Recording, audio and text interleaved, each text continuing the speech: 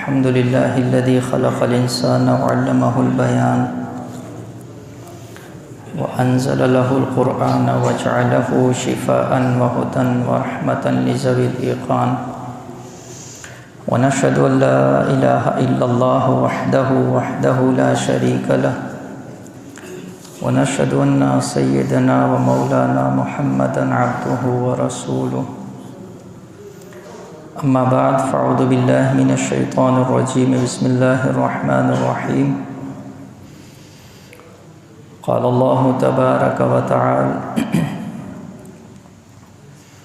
إنا أنزلناه في ليلة القدر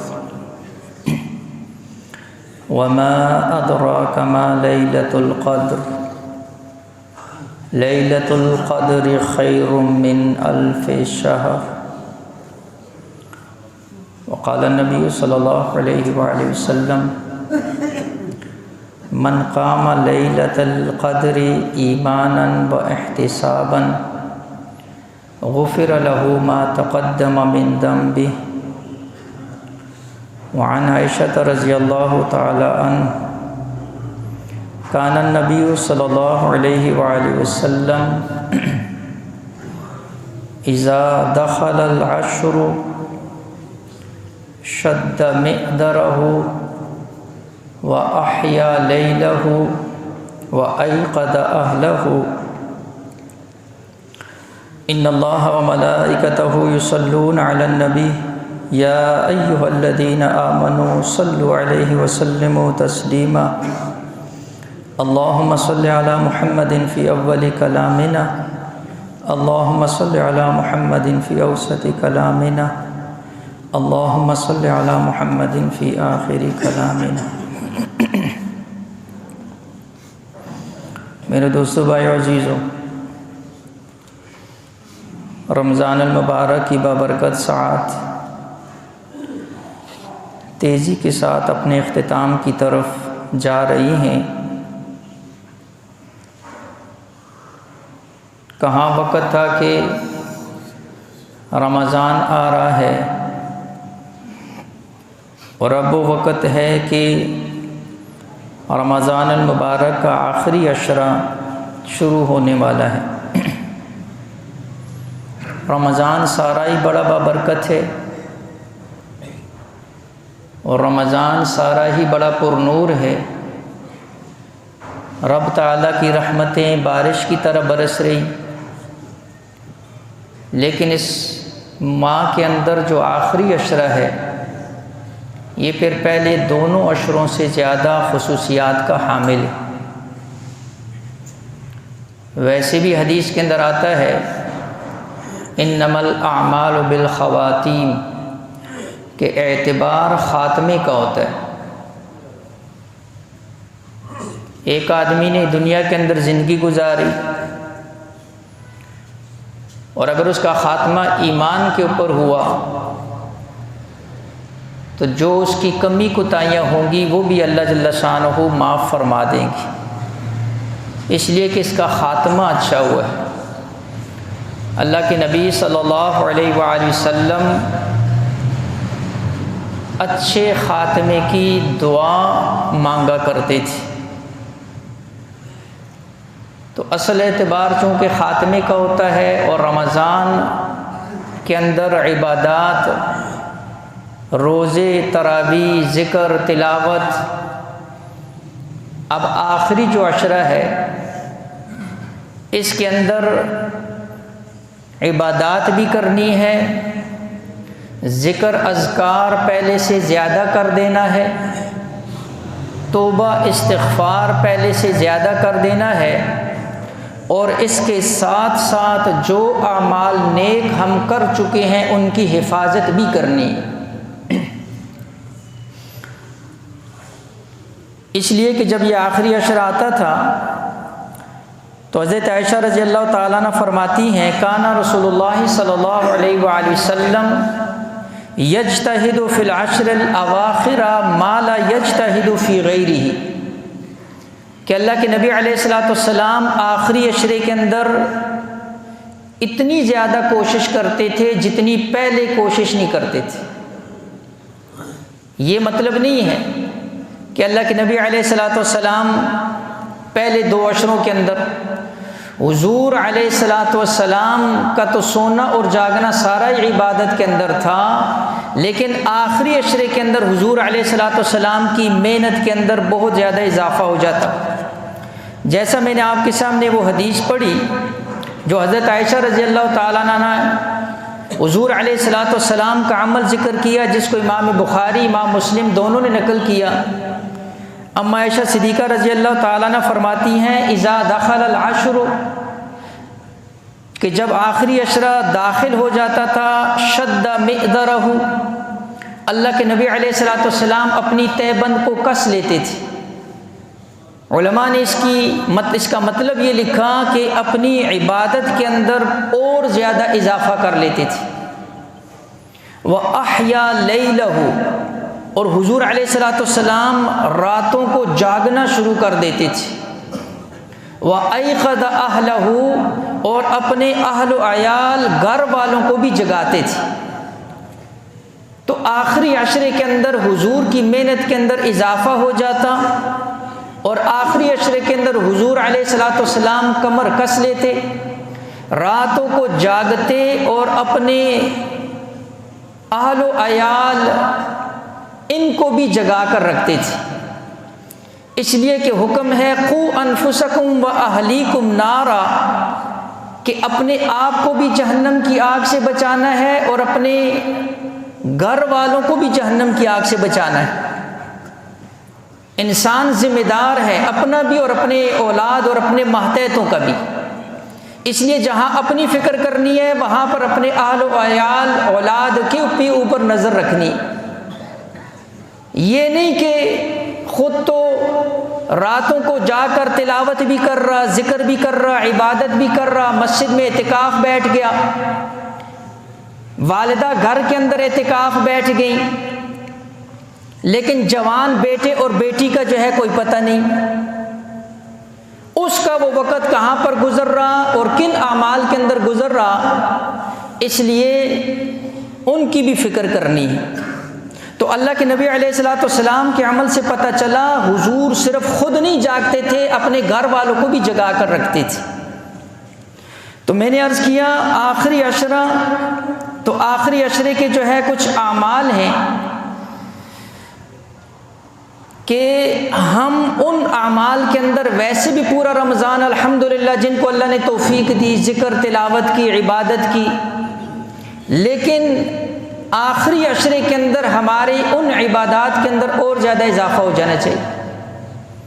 کیوں؟ اس لیے کہ کتنے لوگ ایسے ہم اور آپ میں سے رمضان شروع تو کیا ہوگا لیکن رمضان کا اختتام ان کو نصیب نہیں ہوا۔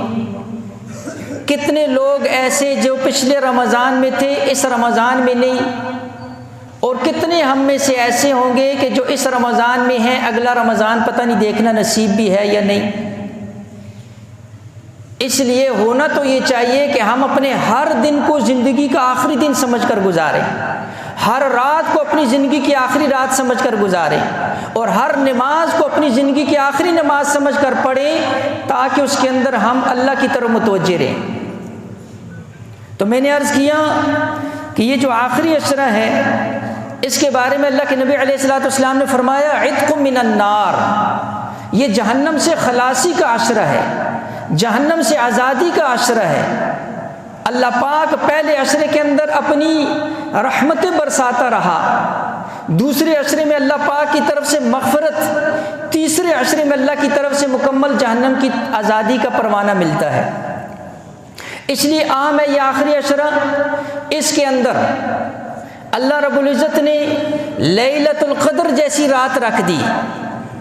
اس لیے اہم ہے یہ آخری عشرہ کہ اس کے اندر اللہ کے نبی علیہ الصلوۃ والسلام نے اعتکاف جیسی عبادت ادا فرمائی۔ اس لیے اہم ہے یہ آخری عشرہ کہ اس کی آخری رات کو حدیث کے اندر لیلۃ الجائزہ، انعام کی رات فرما دیا گیا۔ تو یہ جو آخری عشرہ ہے اس آخری عشرے کے اندر اللہ رب العزت نے لیلۃ القدر رکھی ہے، اور لیلۃ القدر وہ ہے جس رات کے اندر رب تعالی قرآن کو اتارا ہے۔ آپ کے سامنے میں نے اس سورت کی آیت تلاوت کی، انا انزلناہ فی لیلۃ القدر۔ اللہ فرماتے ہیں میں نے اتارا، اتارنے والا اللہ، قرآن اللہ نے اتارا لیلۃ القدر کے اندر۔ اس لیے علماء نے لکھا پورا رمضان ہم تلاوت کی کثرت کرتے ہیں، لیکن اس آخری عشرے کے اندر تلاوت کو اس لیے زیادہ کر دیں کہ کوئی پتہ نہیں جس رات کے اندر ہم تلاوت کر رہے ہوں وہ رات ہی لیلۃ القدر کی رات ہو، وہ رات لیلۃ القدر کی ہو جس رات کو اللہ نے قرآن کے نزول کے لیے منتخب کیا، اور اس رات کے اندر ہم اور آپ تلاوت کریں تو آپ خود اندازہ کریں رب تعالیٰ نے اس کی اہمیت اور اس کی فضیلت کتنی ذکر فرمائی۔ فرمایا خیر من الف شہر، اگر تمہیں وہ ایک رات نصیب ہو گئی گویا تمہیں 83 سال 4 مہینے کی عبادت نصیب ہو گئی۔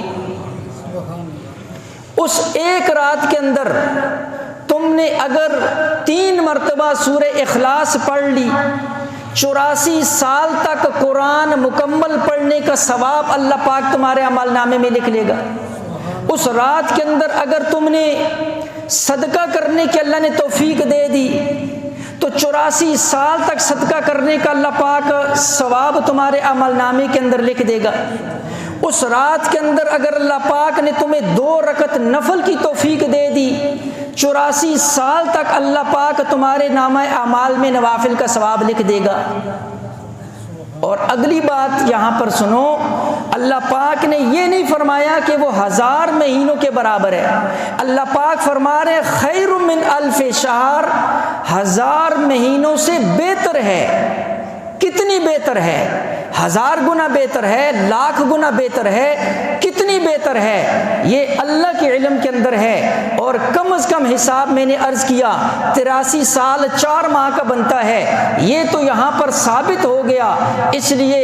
اس ایک رات کی جو ہے قدر و منزلت تو میں نے عرض کیا اس وجہ سے بھی اس آخری عشرے کی اہمیت بہت زیادہ ہے۔ تو اللہ کے نبی علیہ الصلوۃ والسلام کیوں ساری رات جاگتے تھے؟ کیوں اپنی تہمت کو مضبوط کر لیتے تھے؟ کیوں اپنے اہل و عیال کو جگایا کرتے تھے؟ اس رات کی تلاش کے اندر۔ اور اسی لیے حدیث کے اندر آتا ہے کہ اما عائشہ صدیقہ رضی اللہ تعالیٰ عنہ فرماتی ہیں کہ نبی علیہ الصلوۃ والسلام جو ہے اس رات کے بارے میں فرمایا تحروا لیلۃ القدر فی الوتر من العشر الاواخر من رمضان، بخاری شریف کی روایت۔ اللہ کے نبی علیہ الصلوۃ والسلام نے فرمایا کہ تم لیلۃ القدر کو رمضان کے آخری عشرے کی طاق راتوں کے اندر تلاش کرو۔ اور ترمذی کی حدیث کے اندر آتا ہے کہ اللہ کے نبی علیہ الصلوۃ والسلام جب تک لیلۃ القدر کی تعین نہیں آئی تھی تو حضور علیہ الصلوۃ والسلام نے پورے مہینے کا اعتکاف فرمایا تھا رمضان کی۔ تو پھر حضور علیہ الصلوۃ والسلام کو بتلایا گیا کہ لیلۃ القدر آخری عشرے کے اندر ہے۔ تو اس کے بعد حضور علیہ الصلوۃ والسلام نے جب مدینہ کی طرف ہجرت فرمائی اور جب تک حضور علیہ الصلوۃ والسلام دنیا کے اندر رہے، اللہ کے نبی علیہ الصلوۃ والسلام نے اس 10 سالہ دور کے اندر ایک دفعہ بھی رمضان کے آخری عشرے کے اعتکاف کو جو ہے موقوف نہیں فرمایا۔ ہمیشہ اللہ کے نبی علیہ الصلوۃ والسلام آخری عشرے کا اعتکاف فرماتے، اور اس کے اندر بنیادی جو وجہ تھی وہ اس لیلۃ القدر کی تلاش تھی۔ تو میں نے عرض کیا کہ کمی کوتاہی انسان سے لگی رہتی ہے، لیکن اب یہ گویا کہ آپ ایسے سمجھے کہ ایک آخری موقع ہے، اللہ کی طرف سے آخری موقع ہے، اللہ رب العزت کی طرف سے جو ہے ایک دعوت ہے۔ اگر جو کمی کوتاہی باقی رمضان کے اندر رہ گئی، ہم اس کمی کوتاہی کو ایک بڑے عمل کے ساتھ پورا کر سکتے ہیں، اور وہ